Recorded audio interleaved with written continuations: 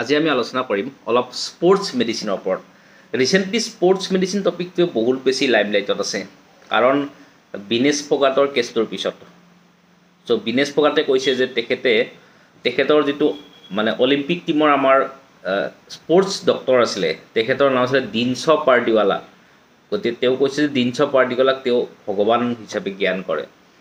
So দিনশ Pardiwala আচলতে তেখেতো কিন্তু স্পৰ্টছ মেডিচিন স্পেচিয়েলিষ্ট হয়, কিন্তু তেখেতৰ আসল ডিগ্ৰীটো হৈছে অৰ্থপেডিক সাৰ্জন। মানে স্পৰ্টছ মেডিচিনৰ বৰ্তমান MD কোৰ্সটো আছে, আৰু MD কোৰ্সত বৰ্তমান ভাৰতবৰ্ষত স্পৰ্টছ মেডিচিনৰ টোটেল সিট হৈছে 27, যিটো নিট PG পৰীক্ষাটো দি এইখিনি আসনত ভৰ্তি হ'ব পাৰি। আৰু তাৰ ভিতৰত টোটেল 6খন গভৰ্ণমেণ্ট কলেজত আছে আৰু 3খন প্ৰাইভেট কলেজত আছে এই স্পৰ্টছ মেডিচিন কোৰ্সটো। এই গভৰ্ণমেণ্ট কলেজবিলাকৰ ভিতৰত ক'ত আছে, ইয়াৰ ভিতৰত AFMC মহাৰাষ্ট্ৰ তাত আছে, গুৰু নানক দেৱ ইউনিভাৰ্চিটি পাঞ্জাৱত আছে, তাৰপিছত Vardhman Mahavir medical college and Safdarjung hospital Delhi তাত আছে। গতিকে এনে কেইখনমান বহুত কম সংখ্যক কলেজতে স্পৰ্টছ মেডিচিনৰ MD কোৰ্সটো আছে, যিটো নিট PGৰে ভৰ্তি হ'ব পাৰি।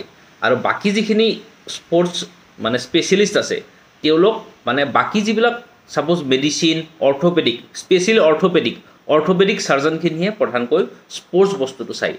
আৰু এনে স্পৰ্টছ মেডিচিন বুলি ক'লে ফিজিঅ'থেৰাপিষ্টখিনি, মানে বেচেলৰ ফিজিঅ'থেৰাপি বা মাষ্টাৰ ডিগ্ৰী ইন ফিজিঅ'থেৰাপি, তেওঁলোকে প্ৰধানকৈ স্পৰ্টছ মেডিচিন পাৰ্টটো চাই।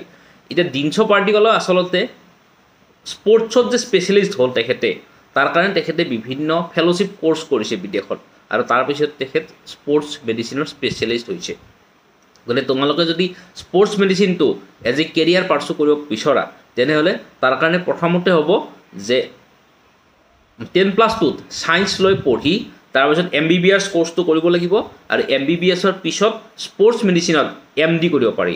আৰু এইটো এটা বৰ্তমান সময়ত বহুত ছানৰাইজ ফিল্ড, কাৰণ বৰ্তমান মানে সময়ত ল'ৰা ছোৱালীবিলাক স্পৰ্টছৰ প্ৰতি আকৃষ্ট হোৱা দেখা গৈছে, আৰু ভৱিষ্যতে মানে স্পৰ্টছ মেডিচিন স্পেচিয়েলিষ্টৰ গুৰুত্ব বাঢ়িব। আৰু যদি কোনোবাই MBBS কৰিব পৰা নাই, তেনেহ'লে ফিজিঅ'থেৰাপিৰ যোগেদিও স্পৰ্টছ মেডিচিন কোৰ্সটোত সোমাব পাৰে। যদি কাৰোবাৰ কেৰিয়াৰ সম্পৰ্কীয় কিবা কুৱেশ্যন আছে, তেনেহ'লে তলত ডেছক্ৰিপশ্যনত আমাৰ ফোন নম্বৰ দিয়া আছে, তাত ডাইৰেক্টলি কণ্টেক্ট কৰিলে হ'ল। Best wishes.